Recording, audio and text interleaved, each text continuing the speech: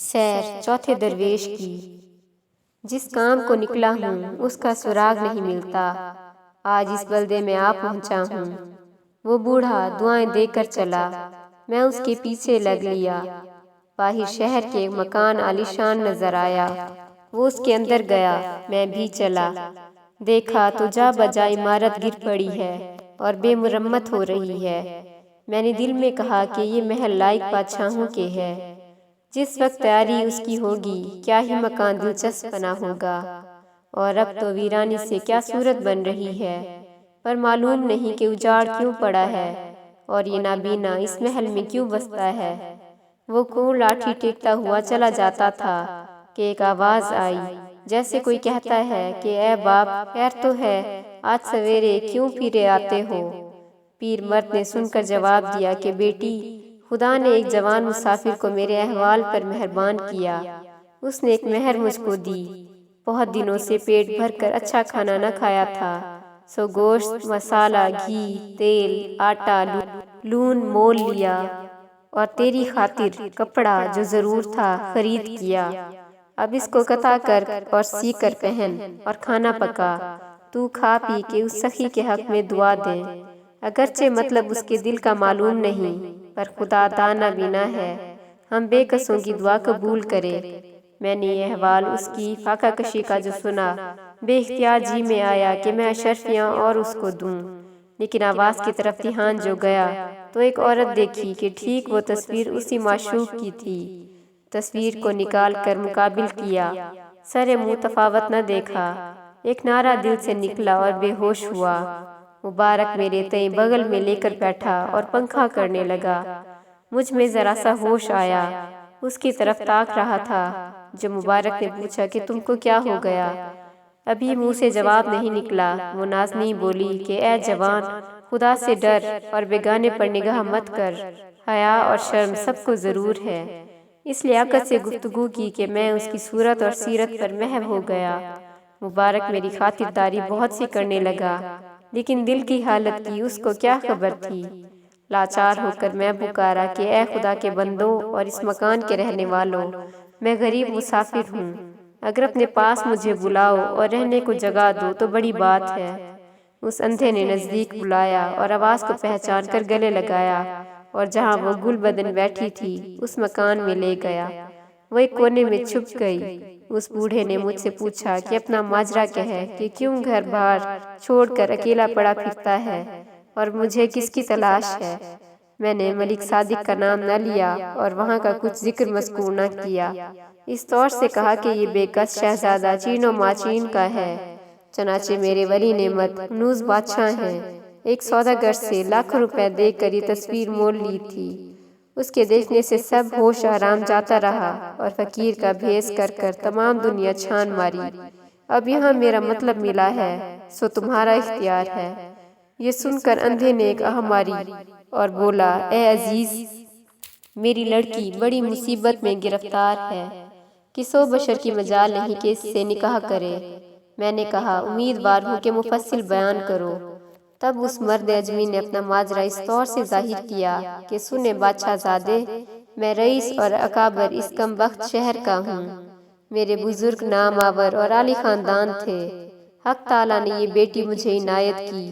جب بالغ ہوئی تو اس کی خوبصورتی اور نزاکت اور سلیقے کا شور ہوا، اور سارے ملک میں مشہور ہوا کہ فلانے کے گھر میں ایک ایسی لڑکی ہے کہ اس کے حسن کے مقابل حور پری شرمندہ ہے۔ انسان کا تو کیا منہ ہے کہ برابری کرے۔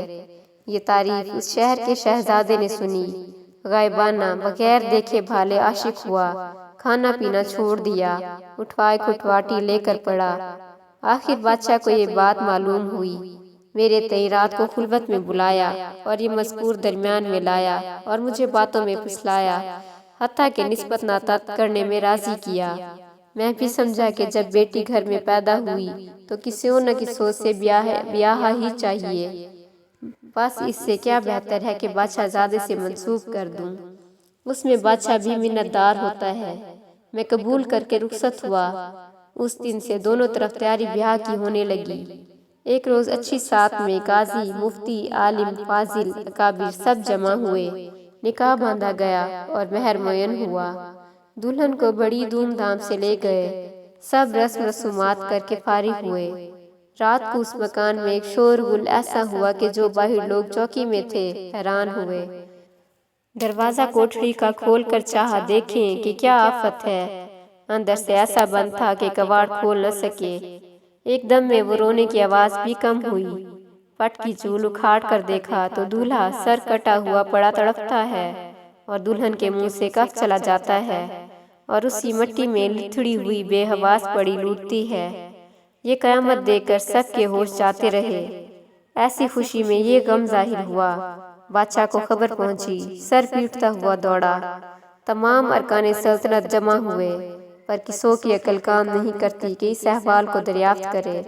نہایت کو بادشاہ نے اس کل کی حالت میں حکم کیا کہ اس کم بخت ہونٹ پیری دلہن کا بھی سر کاٹ ڈالو۔ یہ بات بادشاہ کی زبان سے جو ہی نکلی، پھر ویسا ہی ہنگامہ برپا ہوا۔ بادشاہ ڈرا اور اپنی جان کے خطرے سے نکل بھاگا اور فرمایا کہ اسے محل سے باہر نکال دو۔ خواصوں نے اس لڑکی کو میرے گھر میں پہنچا دیا۔ یہ چرچا دنیا میں مشہور ہوا۔ جن نے سنا حیران ہوا اور شہزادے کے مارے جانے کے سبب سے خود بادشاہ اور جتنے باشندے اس شہر کے ہیں میرے دشمن جانی ہوئے کہ جب ماتمداری سے فراغت ہوئی اور چہلم ہو چکا، بادشاہ نے ارکان دولت سے صلاح پوچھی کہ اب کیا کیا چاہیے۔ سبھوں نے کہا اور تو کچھ ہو نہیں سکتا، پر ظاہر میں دل کی تسلی اور صبر کے واسطے اس لڑکی کو اس کے باپ سمیت مروا ڈالیے اور گھر بار ضبط کر لیجئے۔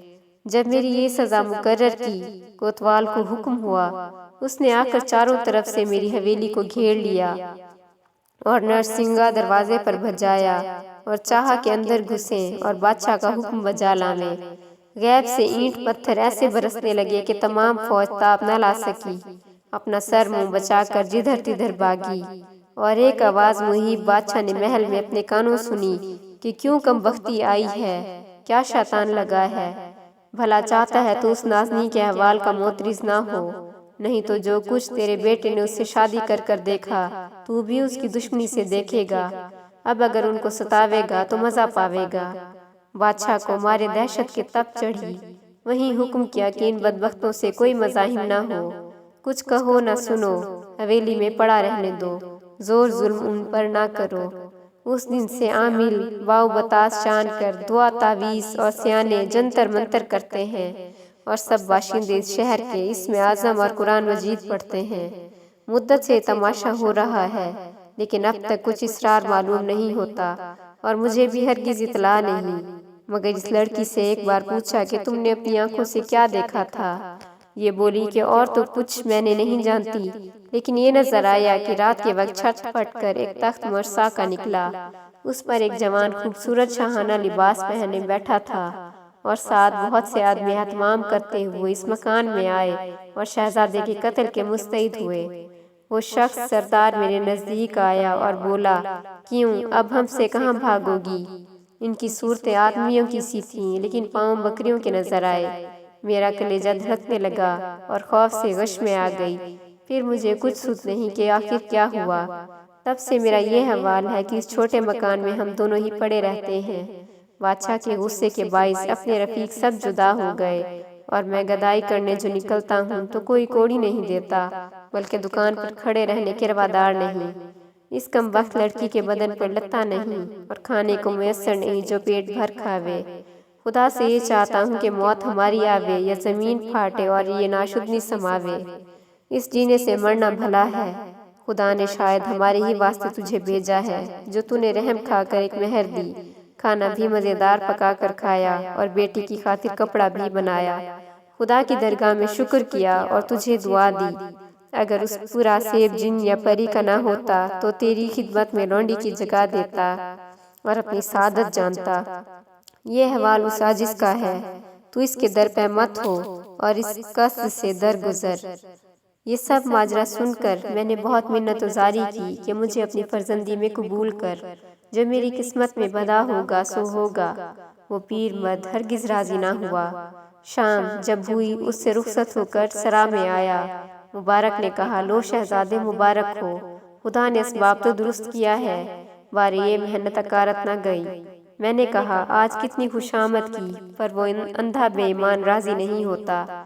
خدا جانے دیوے گا یا نہیں، پر میرے دل کی یہ حالت تھی کہ رات کاٹنی مشکل ہوئی کہ کب صبح ہو تو پھر جا کر حاضر ہوں۔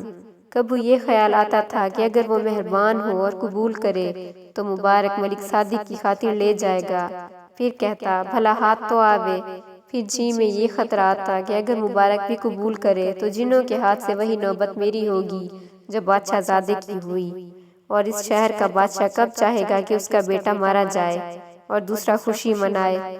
تمام رات نیند اچاٹ ہو گئی اور اس منصوبے کے الجھیڑے میں کٹی۔ جب روز روشن ہوا میں چلا چوک میں سے اچھے اچھے تھان پوشاکی اور گوٹا کناری اور میوہ خشک و تر خرید کر کے اس بزرگ کی خدمت میں حاضر ہوا۔ نہایت خوش ہو کر بولا کہ سب کو اپنی جان سے زیادہ کچھ عزیز نہیں، پر اگر میری جان بھی تیرے کام آوے تو دریغ نہ کروں اور اپنی بیٹی اب بھی تیرے حوالے کروں، لیکن یہی خوف آتا ہے کہ اس حرکت سے تیری جان کو خطرہ نہ ہو کہ داغ لعنت کا میرے اوپر تا قیامت رہے۔ میں نے کہا اب اس بستی میں بے کس واقع ہوں اور تم میرے دین دنیا کے باپ ہو۔ میں اس آرزو میں مدت سے کیا کیا تباہی اور پریشانی کھینچتا ہوا اور کیسے کیسے صدمے اٹھاتا ہوا یہاں تک آیا اور مطلب کا بھی سراغ پایا۔ خدا نے تمہیں بھی مہربان کیا جو بیاہ دینے پر رضامند ہوئے، لیکن میرے واسطے آگا پیچھا کرتے ہو۔ ذرا منصف ہو کر غور فرماؤ تو عشق کی تلوار سے سر بچانا اور اپنی جان کو چھپانا کس مذہب میں درست ہے؟ ہر چہ بعد آباد میں نے سب طرح اپنے تئیں برباد دیا ہے۔ معشوق کے وصال کو میں زندگی سمجھتا ہوں، اپنے مرنے جینے کی مجھے کوئی پرواہ نہیں، بلکہ اگر ناامید ہوں گا تو بن اجل مر جاؤں گا اور تمہارا قیامت میں دامنگیر ہوں گا۔ غرض اس گفت و شنید اور ہاں نا میں قریب 1 مہینے کے خوف درجہ میں گزرا۔ ہر روز اس بزرگ کی خدمت میں دوڑا جاتا اور خوشامد برآمد کیا کرتا۔ اتفاقاً وہ بوڑھا کاہلا ہوا، میں اس کی بیمارداری میں حاضر رہتا، ہمیشہ قارورہ حکیم پاس لے جاتا جو نسخہ لکھ دیتا، اس ترکیب سے بنا کر پلاتا اور شولہ اور غذا اپنے ہاتھ سے پکا کر کوئی نوالا کھلاتا۔ ایک دن مہربان ہو کر کہنے لگا اے جوان تو بڑا ضدی ہے۔ میں نے ہر چند ساری قباحتیں کہہ سنائیں اور منع کرتا ہوں کہ اس کام سے باز آ، جی ہے تو جہان ہے پر خواہ کنویں میں گرا چاہتا ہے۔ اچھا آج اپنی لڑکی سے تیرا مذکور کروں گا، دیکھوں وہ کیا کہتی ہے۔ یا فکر اللہ، یہ خوشخبری سن کر میں ایسا پھولا کہ کپڑوں میں نہ سمایا، آداب بجلایا اور کہا کہ اب آپ نے میرے جینے کی فکر کی۔ رخصت ہو کر مکان پر آیا اور تمام شب مبارک سے یہی ذکر مذکور رہا۔